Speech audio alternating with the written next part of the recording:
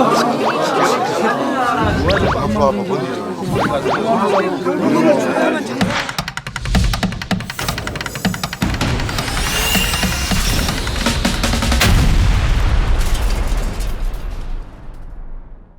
안녕하세요. 대원보살입니다. 반갑습니다. 이거는 엄청나게 좋은 팁이 될 것 같은데요. 예예. 요즘은 뭐 계절에 상관없이 이사를 많이 하시잖아요. 예예예. 근데 이제 손 없는 날이라고 해서 예. 요 날은 이사 비용이 되게 비싸더라고요. 비싸죠. 예. 예. 이거를 꼭 따져서 이사를 가야 되는지. 꼭 따져서 이사를 가면 제일 좋지요. 저는 되도록이면 신도님들한테 손 없는 날 가라 이야기를 합니다. 저도 또 그렇게 하고 있고 손 없는 날이 이사 비용이 비싼 이유가 있어요. 동서남북 어디로 가도 탈이 없거든. 또 우리 이사를 하다 보면 이제 못도 칩니다. 못도. 또 새해 가구나 새 물건도 들어옵니다. 거기에 또 물건에 뭐가 동티가 날 수 있는 거 아닙니까? 네. 그렇기 때문에 몫이 달 수도 있는 것이고 그렇기 때문에 손 없는 날 되도록이면 해라. 뭐 탈을 방지하기 위해서 이제 손이 없는 날 이사를 하라고 이야기를 합니다. 하지만 또 내가 여건이 그렇게 안 되는 경우도 있거든요. 그러면은 또 방법이 있습니다. 뭐 어떤 뭐 신도분은 밥솥 먼저 갖다 놓고 삥 돌아가지고 이사 가도 뭐 그런 방편이 있는가 봐요. 그런 방편 쓸 필요 없이 저는 밥솥부터 안 갖고 들어갑니다. 그냥 이삿짐 센터에서 날라준 대로 갖고 들어가지 그냥. 그래서 옛날 할매들이 그래 했거든. 무슨 말인지 알겠지? 그만큼 뭐 이게 중요하기 때문이에요. 이사 탈이 굉장히 무섭거든요. 그리고 뭐 집수리 잘못한 것도 굉장히 무섭기 때문에 이런 말들이 있는 겁니다. 그래서 또 아직까지도 손이 없는 날이 며칠인지 모르시는 구독자 신도분들이 계세요.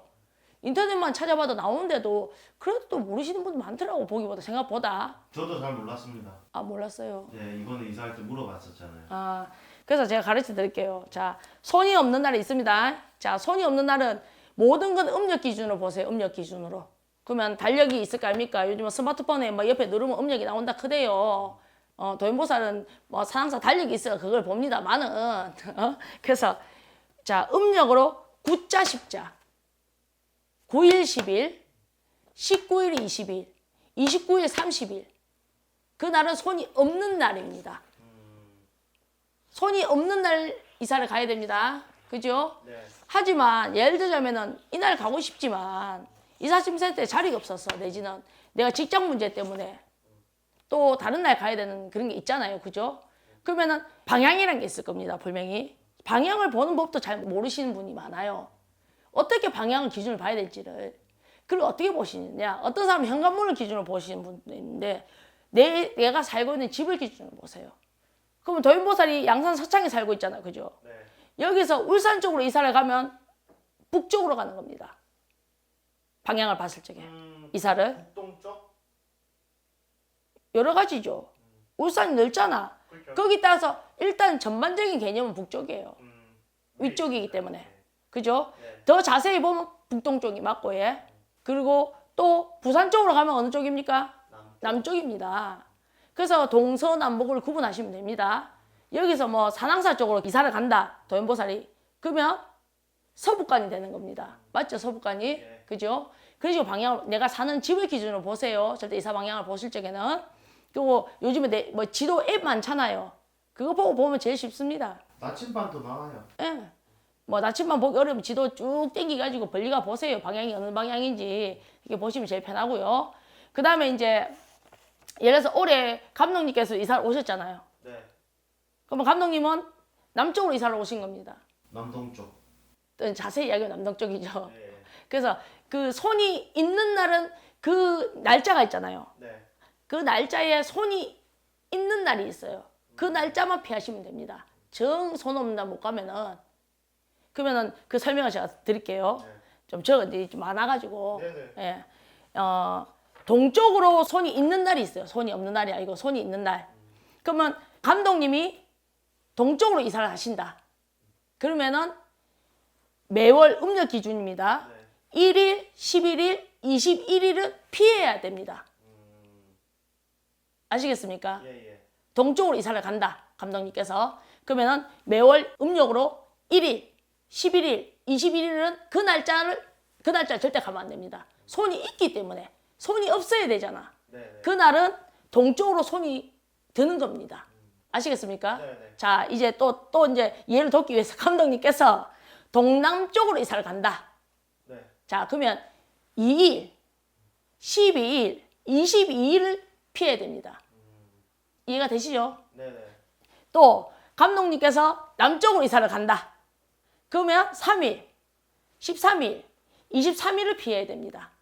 그 날짜 이사를 가면 안 됩니다. 손이 있기 때문에. 없는 날 가야 되기 때문에.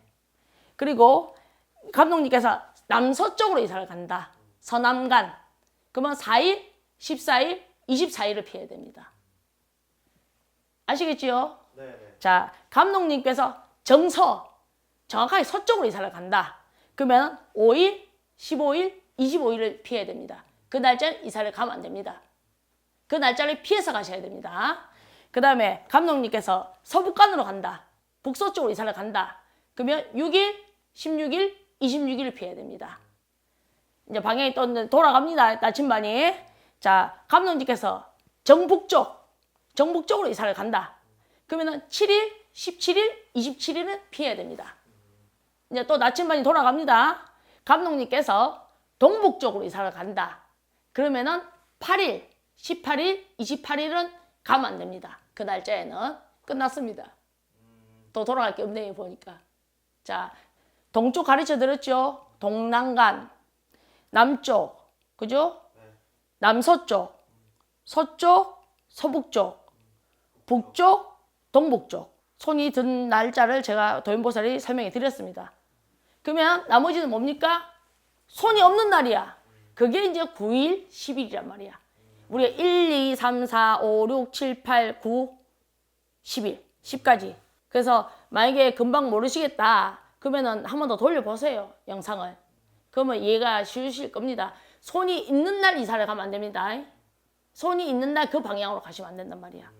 그러면 급하게 이사를 가거나 예. 손 없는 날에 저 같은 경우에는 예. 이사 오는데 비용이 300만 원 넘게 예, 들거든요. 예. 엄청 비싸더라고요. 예. 그러니까 비용이 많이 발생하니까 그걸 좀 아끼려면 예. 손 예. 없는 날을 내가 비용이 비싸니까 예, 못 간다면 예. 내가 이사 갈 방향에 예. 그 손 있는 날짜를 피해서 가면 되는 거잖아요. 그렇죠. 예. 그렇지만 이제 되도록이면 손이 없는 날 이사를 하라는 이유는 이사를 하다 보면 못도 칩니다, 못. 그죠? 새로운 물건도 사게 되거든. 또 좀 헝거버리고 뭐 새 집에 이사 가면 또 좋은 거 사고 싶은 게 사람 심리 아닙니까? 네. 그래서 물건이 들어와도 아무 탈이 안 나기 때문에 우리가 손이 없는 날 이사하고 또 그 방향에 딱 맞춰서 이사를 한다 하더라도 못을 또 기다렸다가 칠 수는 없잖아요, 또. 그래서 되도록이면 그래서 정 그 날짜를 맞춰야 되지만 못 맞추시는 분들을 위해서 제가 이 방송을 하는 겁니다. 또 그래도 있지, 손이 있는 날 이사를 가도 뭐가 탈라면 탑니다. 운이 없으라 하면. 그래도 손이 없는 날 가는 게 좋기 때문에 도연보살이 이런 정보를 드리는 겁니다. 이사를 예. 혹시 갈 때 뭐 예. 물건 드리고 뭐 이런 것도 있는데 예. 예를 들어서 버리는 것도 뭐 잘 버려야 되고 그런 건 상관없어요. 버리는 거는. 버리는 건 뭐 손이 있기나 없기나 막 재활용 잘 쓰레기 봉투에 잘 담든지 잘 신고하시고 남한테 민폐 안 끼치도록 하시면 됩니다. 그거는. 그러고 예. 보통 이제 집에 이사를 예. 뭐 새로 신축이면 모르겠는데 예. 다른 사람이 살던 집에 이사를 갔을 경우 예. 부적이 붙어 있는 집들이 꽤 있거든요. 예. 그거는 내가 들어갈 때 떼는 게 떼야죠. 아, 그건 떼야죠. 그거 대부분 있지. 그거 다 뗍니다. 대부분 이사 갈 때 도배 안 합니까? 도배 안 해요. 네. 대부분 다 이사 갈 때 도배 하던데. 집주인이 다 해놓지. 그러니까는. 전세는 집주인이 해놓고 내가 자가로 갈 경우에는 예. 도배 하잖아, 가서. 몇 년 동안 살아야 되는데 도배 안 하, 대부분 다 새로 하잖아. 안 하는데 안 해요? 대부분 안 합니다. 그래요? 네, 대부분 안 하십니다. 그러니까 예를 들어서 집이 너무 오래된 집을 간다 예, 이럴 때는 예. 인테리어를 다 하시는데 요즘에는 이게 사람들이 평생 예. 직장이 없듯이 예. 평생 집이 없거든요. 예. 저도 뭐 집 산 지 2년도 안 됐는데 이사 왔는데 그건 이제 갑자기 이사할 일이 생겨서 그런 것이지만. 네, 네, 그래서 일단 이사할 적에 손흥이 없는 데 이사를 가더라도 부적을 붙이세요. 도연보살은 붙입니다. 부적 미리 적어놨다가 이사 지면 딱 정리하고 나서 바로 딱딱딱딱 갖다 붙입니다. 왜? 탈 안 나도록 하기 위해서. 왜? 조심해서 나쁠 게 없지 않습니까? 그죠? 그렇죠. 그것도 새 집도 뭐 어떤 분들 새 집 이사 가는데 뭐 타요 이러거든. 새 집 이사 가는 거예요. 집 지어 가는 거와 똑같습니다. 신축입니다. 신축. 더 무섭습니다. 그래서 꼭 붙이길 저는 권장드립니다. 그러면 예. 이사를 갔을 때 남의 집 그러니까 이사 가는 집에 붙어 있는 부적은 떼야지. 또 언제 적었는지도 모르잖아. 그쵸. 부적도 유통기한이 있지 않습니까? 그죠? 네. 그래서 떼고 새 부적을 붙이는 게 맞습니다. 그러면 조금 뭐 꼬리 잡는다 이렇게 말씀하실 수도 있는데 또 뭔데요? 아니 새 부적 붙이기 전까지는 붙여 놓는 게 좀 낫지 않을까 하는 생각도 들어서 내가 새로 부적을 붙이기 전에 그게 또 무슨 부적인지 모르잖아요. 이사와 관련된 부적인지 뭐 삼재보도 벽에 붙일 수 있어요. 붙이는 부적이 있어요. 어떤 부적일지 모르잖아요. 그게 그죠? 부적이 종류가 얼마나 많은지 압니까? 삼재보도 방에 붙여요. 경우에 따라서는 뭐 지니고만 다니는 게 아닙니다. 그리고 또 남의 써가지고 붙여놓은 부적을 굳이 뭐 어디 무슨 뭐 명화도 아니고 장식품도 아니고 뭐하러 붙여놓습니까 그거를.